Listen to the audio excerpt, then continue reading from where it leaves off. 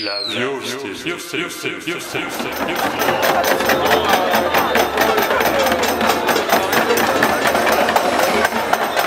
C'est le seul député NUPES et France Insoumise, bien évidemment, des deux Savoies même, si on doit prendre l'ensemble du territoire.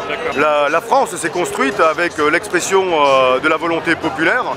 Les députés sont des représentants du peuple, et donc un peuple qui manifeste à 90% pour ceux qui sont en âge de travailler et à 70% dans l'ensemble du peuple français son hostilité, son refus de cette loi scélérate sur l'allongement de l'âge de la retraite, eh bien il a toute légitimité à être représenté avec légitimité par ses représentants que sont les députés. Et les députés qui ont voté cette loi, ils vont à l'encontre de la volonté populaire, et pour moi c'est eux qui trahissent l'intérêt général.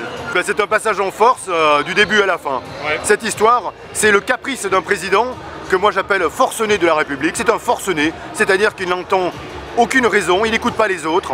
Il a sa propre conviction qu'il faut imposer à ce peuple qu'il méprise par ailleurs. On le voit dans toutes les interventions télévisées et médiatiques qu'il a. Il n'a que mépris pour le peuple français. Pour moi, c'est un antidémocrate en réalité, ouais. Et il est là pour faire prévaloir une logique libérale où finalement, seuls ceux qui sont en mesure de payer ont des droits au service public, des droits à la santé, des droits à l'éducation, des droits à la retraite, parce qu'il ne faut pas perdre de vue que cette contre-réforme des retraites a pour finalité également d'aller pousser les Français à se constituer une retraite par capitalisation. Bien évidemment, c'était son premier objectif, souvenons-nous, en 2019, la retraite à points n'était ni plus ni moins qu'une retraite par capitalisation, c'est-à-dire aux plus riches et aux plus méritants, le droit de pouvoir partir et bénéficier de quelques années de bonheur après la période de travail. Il n'écoute personne et vraiment il ira jusqu'au bout, sauf que nous allons l'en empêcher et que l'ensemble des manifestations qu'il y a dans ce pays, dans toutes les villes et petites villes et même villages de France, puisque ce week-end il y a même des manifestations dans les Bauges, vous voyez, c'est quand même absolument inédit, contre les retraites. Il a tout un peuple contre lui et la seule chose qui le fait tenir aujourd'hui, c'est le dispositif antidémocratique les dispositifs qu'il utilise de la Ve République et qui lui permettent de passer par-dessus le peuple.